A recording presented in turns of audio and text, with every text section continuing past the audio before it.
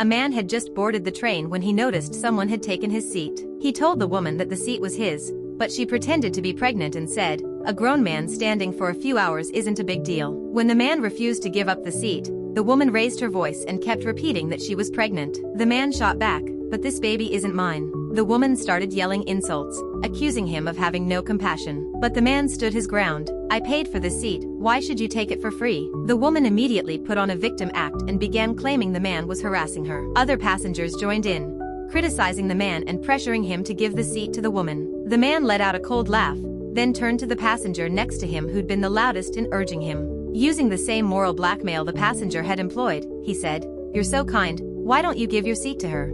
The passenger tried to argue, but the man cut in, "If you give me $600, I'll give her my seat right now." The passenger instantly fell silent.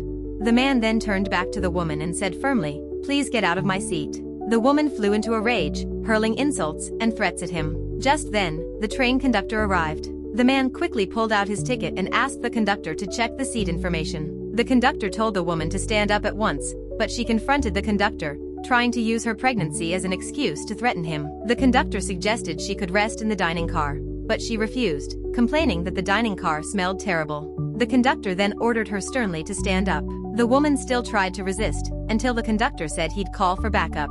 Only then did she reluctantly give the seat back to the man. The man was just about to relax when a child nearby started kicking the back of his seat.